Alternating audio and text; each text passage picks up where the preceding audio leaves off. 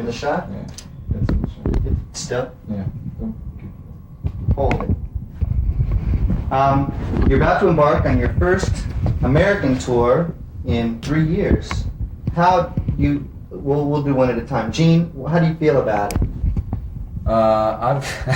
Is that too vague? No, it's real specific. Obviously, we're all really proud to go back out, especially in America, where we haven't been for 3 years. Notice how I just repeated your question.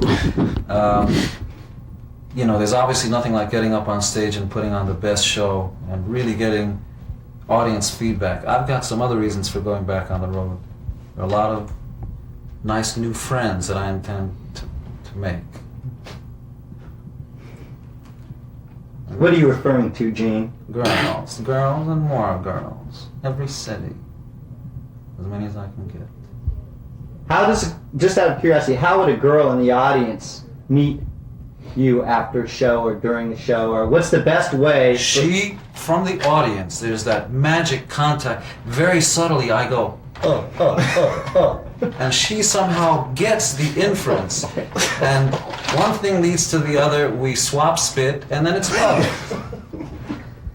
And how do you go about making physical contact? I mean, how does she get through your incredible security? He reads a book. I read a book. You ever see those sharks that have the, what are they called? Pilot fish. Pilot fish. Thank you, They're Jim. pilot girls. You walk in, they're just attached. Like a piranha. That's right. There are ways. Mm-hmm. Paul, can you answer that question? How do you feel about touring America after 3 years? I think you can't do something till you can really throw yourself into it and really give it your best. We haven't gone out until now. We really feel like going out now. We really want to go out on the road. We want to meet our fans. We want to make new fans. And we really want to give people what they always expect from us. It's real interesting that when I run into fans or if I'm at other shows, they always want to know when you guys are going out. When's KISS going out on the road? Because whether it's implied by us or by them, every other show is kind of second rate next to us. We're the best. We're the best. Mm-hmm. Can you compare American audiences with audiences overseas? Overseas, they have different words for everything. Like they don't say hello. They say bonjour. I don't know. American audiences. Are they the same during the show? Are they the same? I think basically your audiences all around the world. It's amazing. They're pretty much the same. When we've been to Australia, basically we've been around the world, and most of the audiences believe in rock and roll. And rock and roll is really a universal language. It has nothing to do with English or French or any group or language. Rock and roll speaks its own Tongue. Ace, do you feel that KISS's music especially transcends language barriers? I think it transcends like the universe. It's what we're getting back to now is basically what we were doing when we first got together. Heavy metal, rock and roll, and we want to bring it back to the United States. It's been 3 years. You know, we're all guys from New York that missed playing in the United States. You know, we were in Australia for a while, we were in Europe, you know, and now we have a chance to come back and play for the people that really made us, as our American fans. So, we broke out of Detroit, even though we were a New York group. And finally we had total acceptance all around the United States, and we're looking forward to getting back and playing for our American It's great. fans. Is Detroit still especially strong? Well, Detroit is a very heavy metal town. That's basically where we got our first big major break. We headlined the theater called Michigan Palace. Michigan Palace for 5,000. It was on our biggest bill, and then from there it was that's where Alice Cooper broke out of, and a lot of other heavy metal groups, and that was the big start for the group back in 1970. Actually, what's a great point we're real proud of is that this tour is our 10th anniversary. And the tour is really a 10th anniversary tour.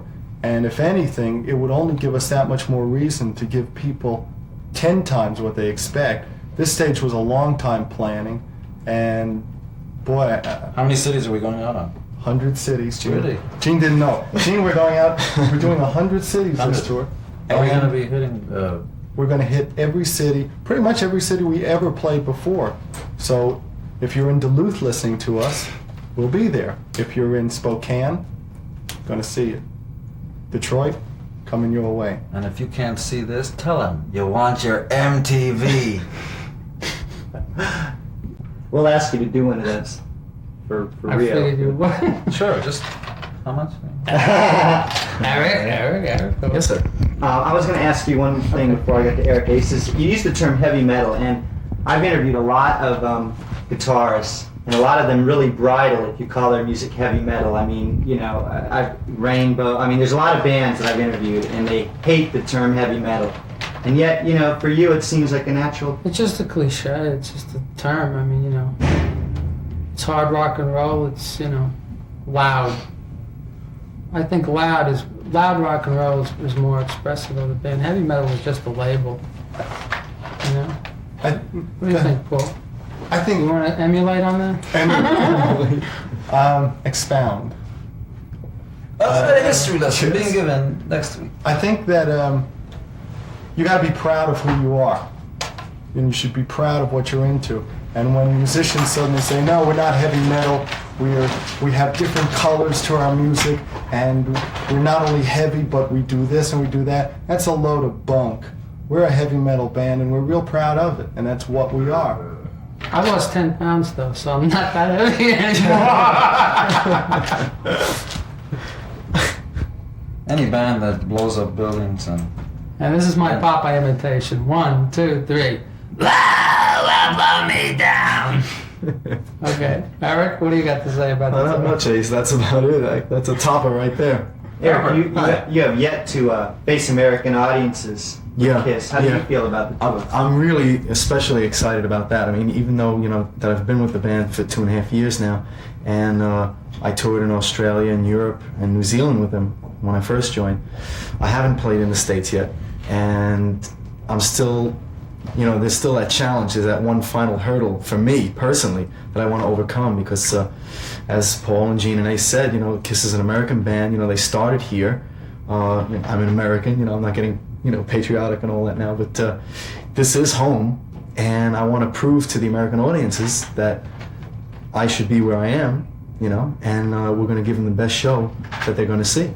Do you think playing your hometown is going to be the toughest for you? Well, I already played the hometown. The first show that I did with Kiss was the Palladium on July 25th in 1980, and that was great. I mean, I don't remember much about that evening because it was like, a trip, but it was great. But anywhere that we play in the United States, I consider the United States my hometown, okay? And all the fans that have been with Kiss all these years, are going to want to see me, and they're going to want to see Kiss again, and I want to be there and give them everything that I can. I think that's really, The gist. I think that's really the story. The story is as much our fans as us. Yeah. They're as much a part of this as we are. We may put on the show, but it's all worthwhile without them. What would it be without our fans? Just 4 clowns in makeup. No. It's true. Well, I'm really serious about this. I don't know. Aren't you? It's a way of life. I got a question for Paul.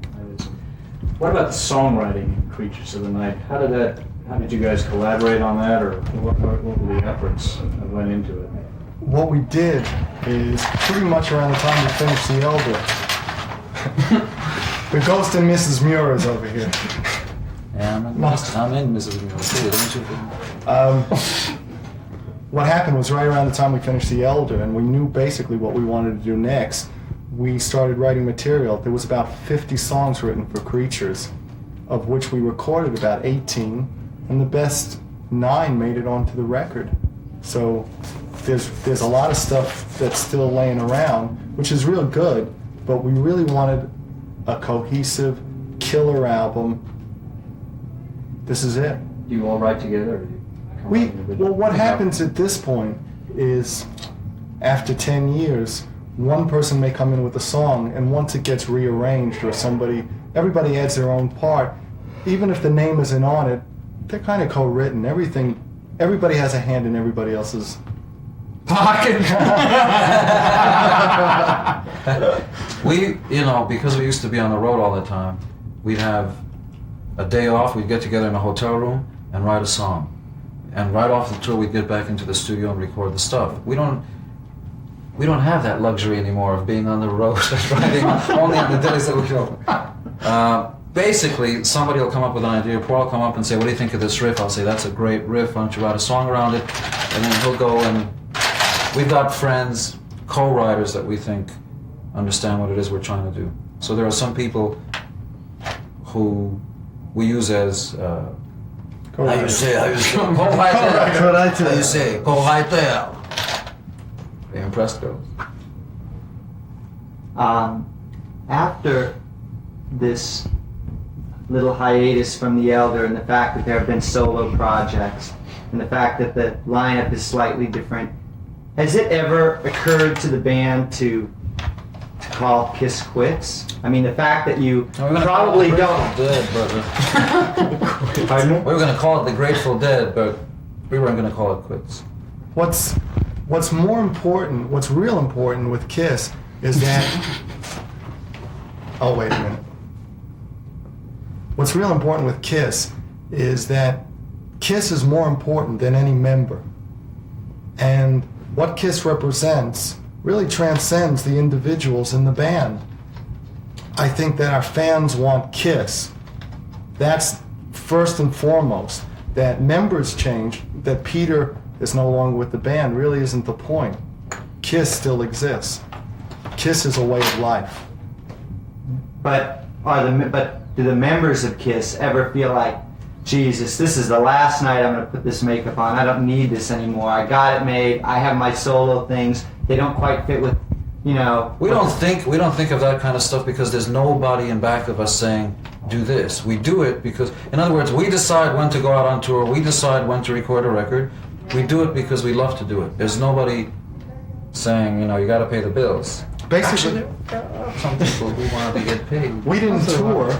Basically, we didn't tour because we didn't want to tour. Period. So that's the best way to control quality. You don't do something unless you want to. Nobody tells us to go out on tour. We decided now we want to go. As long as we decide what we're going to do, we'll always be able to give it our best. Do you think you have the most elaborate set now? This Why are is- you guys committing so much money to this? It's It's crazy. always, why do you guys have the best show in the world? Because we're Kiss. Ever since we started. I remember opening up for bands and having 20 minutes to get up on stage. This is before anybody had logos or flashing lights. And we would come out with 10 times the equipment that the headline band would come out with. 1974, opening up for groups like Argent and Savoy Brown. And the groups are waiting, to come on, and all of a sudden, out of, the bowels of the earth, and we come on with the biggest amps and a logo, and even after we're off, they take our amps off, our logo is still up there. And, here's the question. Why do we do this? Because we're nuts. We're gonna keep going out and putting the kind of show on stage that nobody else is willing to, because that's our duty. What about the tank and all the effects that you have? What can you tell? That's just our way of saying thanks to the audience. Thanks for the members.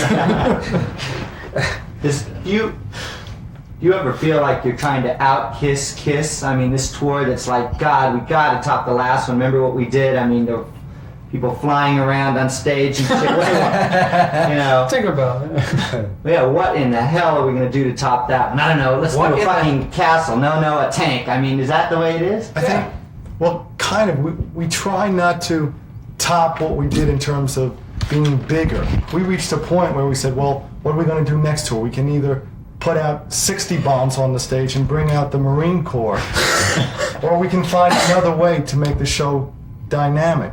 Hopefully, not only does the show get better in terms of what we add to it, but we're always getting better. And then hopefully we get more girls as a result, you see, and then it's just, There's a one-track mind. I like books. Quality control is a very important aspect. of Quantity this. control, also very good. Yeah. It's almost cliche at this point, but ever since you guys started, almost every journalist who thinks that he is going to really dredge up the dirt calls Kiss a fabricated band, somebody's creation for the 70s and 80s, and you've heard all that. How do you feel about that? At this point, does it roll off your back? What's real strange is that I think initially we had such big success that the only way that the people that don't like us could put up with it was to say that we were fabricated or that we were somebody's idea, when in actuality we came from New York. We played the dumpiest ballrooms where upstairs there was nothing but hookers and pimps. We played any place we could in New York, so we weren't fabricated. We looked like this from the beginning, and we played the same songs since the beginning. So the idea of being fabricated, maybe in the beginning it bothered us a little, but 10 years is a long time for a fabrication to last. Success also has a way of just making all that other stuff not really important. It really doesn't matter. Mm-hmm. What? I think critics have their own. They're trying to promote themselves. That's great. Just print a picture of us. That's fun. What does the next decade hold for Kiss? Are there going to be more solo projects? Have you decided as a group, yeah, that's going to happen? Or is there going to be a tour real soon after this, or what? Let's wrap this up. This tour lasts so long that it's kind of hard to think beyond it.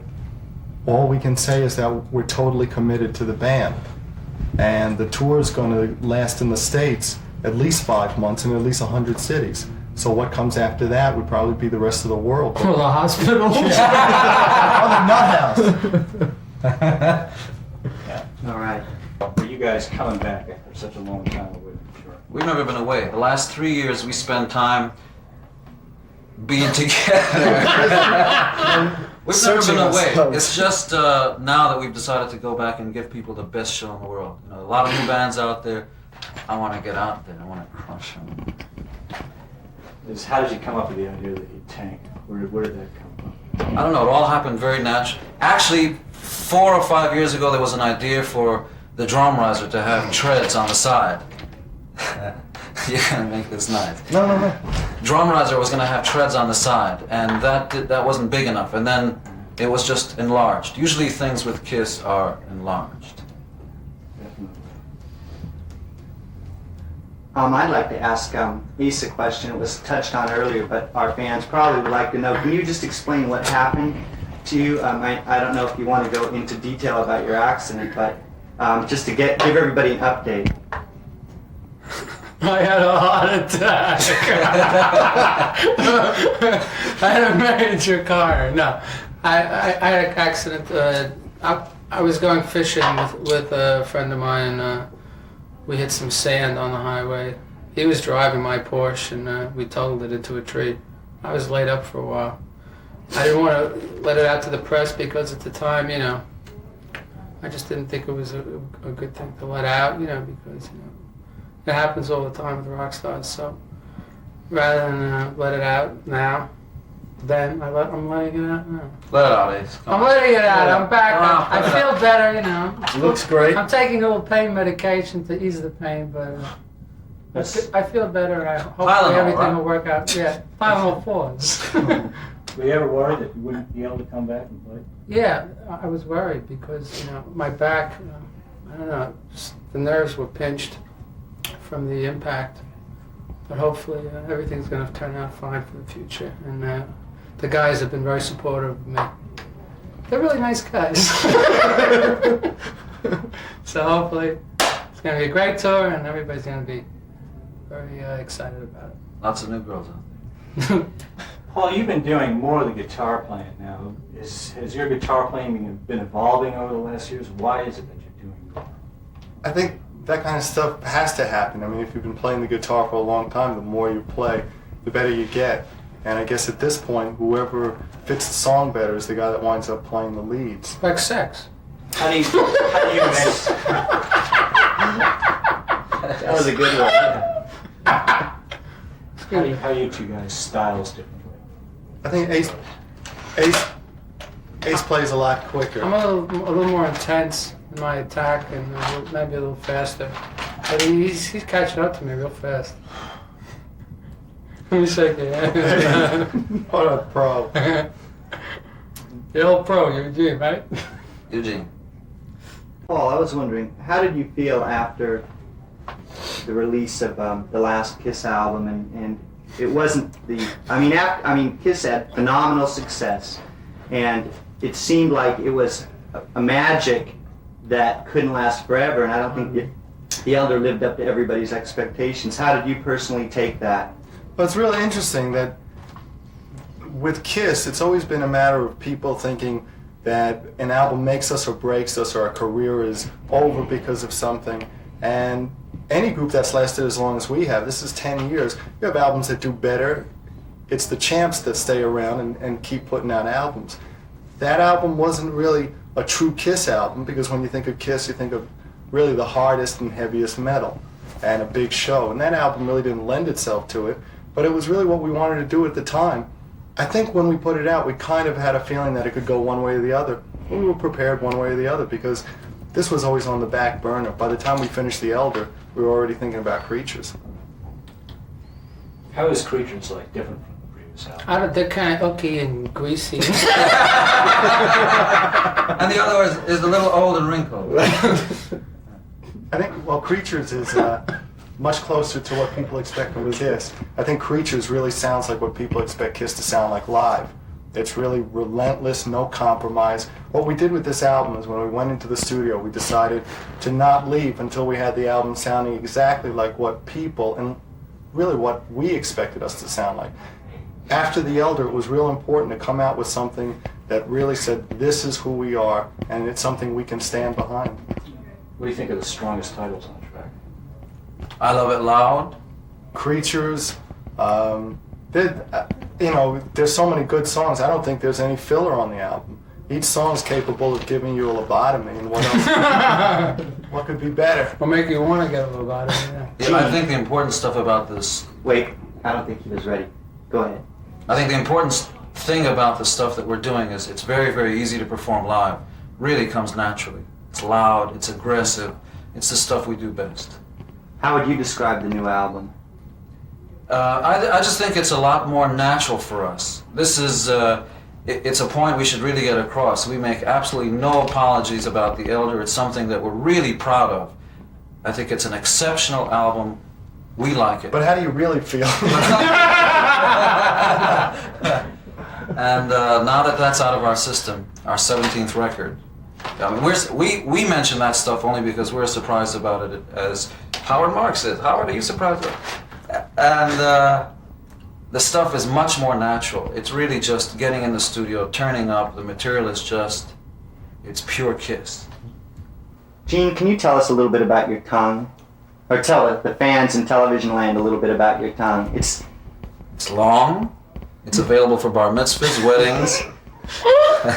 It's called Spike. It's made me a lot of nice friends, girls. I can see this guy about to jump in any second. I have no idea why girls are fascinated by it, but I don't care, because it makes me... I like it, they like it, you like it. All right, this isn't an X-rated show. And here, you want to get a close-up? Nigga, come on, here come from the bowels of the earth, spews forth the beast. Can I have a hand? Come on, let's have a hand. All right. Thank you. Derek? Yeah. You're the new member of the band. How was it? How do you feel coming into such a legendary... Well, it's really exciting for me, okay? After all this time, I've been in the band for now, it's like 2.5 years. So I don't consider myself the new member anymore, even though, to most people, I guess in the United States especially, because we haven't toured with me in the band, I'm pretty new. But, from the very beginning, Ace, Gene, and Paul made me feel like I was a full member of the band, and they treated me like a king, and they helped me through any obstacles that I may have had. And it was something that I really wanted to do, and it's great. It's great. I mean, I've had a lot of opportunity to use the talent, intuition, let's call it, on the albums that we've done.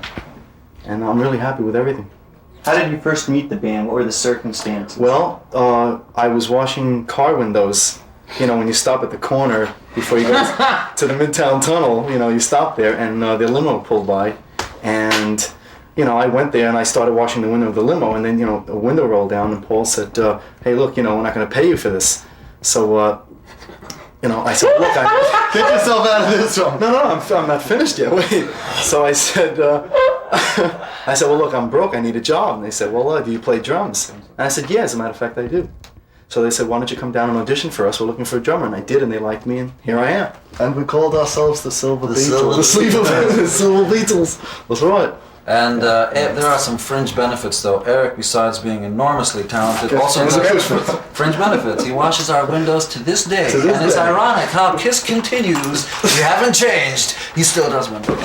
Oh, I'm sorry. Ace, how does it feel? I mean, It feels when- good. Not that, this. Is it good for you? When you put out your first Kiss album, it was a gamble as to what direction it was going to take. Now that you've sold millions and millions and trillions of albums, I don't know how many I millions. wouldn't say How- trillion. How many Maybe billions? billions, maybe. I mean, it could in your career get to a billion. That's possible at this stage, right? Anything's possible in this world. So. Does it feel any? Do you feel as a person any differently having sold 40 or 50 million records? Yeah. How do you feel, When eh? I wake up in the morning, I look in the mirror. I brush my teeth. No, it's a great feeling. You know, success is great. The most important thing about success is trying to stay on top and keeping your composure and not losing it.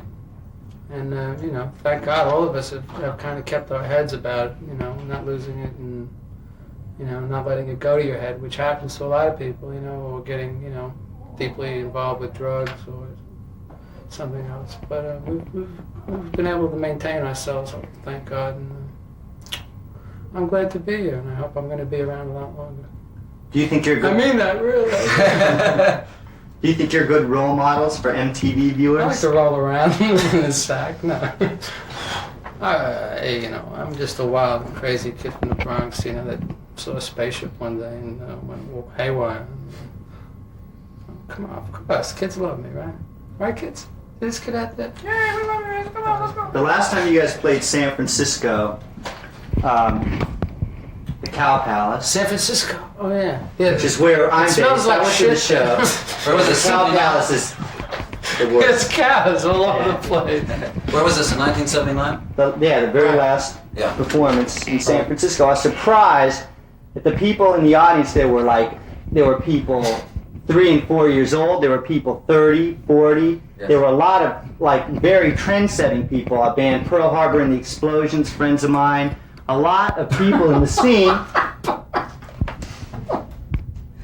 Ace is basically a sad person, you see, and He compensates. Very depressed. Very Oh, depressing. Harbor. We, You know them? Yeah. I think some people, it's always been interesting, always had a certain misconception, probably because we have fans that are younger than most bands. It tends to overshadow the fact that we have fans like everybody else. I mean, Like your age. you know, we have fans that probably run from about 4 to about 60. You know, so it seems sometimes that the emphasis seems to be put on the younger ones. I think the great thing about Kiss is that we appeal to different people on different levels for different reasons. I think the kids aren't really concerned with the music; they're into the image. Yeah. The older ones are into the music, and some of them hate the music and like the show. Hey, there's something there for everybody. That's fine. I don't think I'll give you a chance. How do you feel about your image being the same over 10 years? You know, it's funny, we get asked that questions, but the Stones and the Who and bands who never change and are themselves, you know, you never ask them that question. It's probably because of the way we look. Yeah. I don't know. See, I think we're beyond style, beyond what's in, what's out. It's got nothing to do with that. In fact, I don't really spend my time trying to convince anybody that there are hip people that like Kiss. That's beside the point.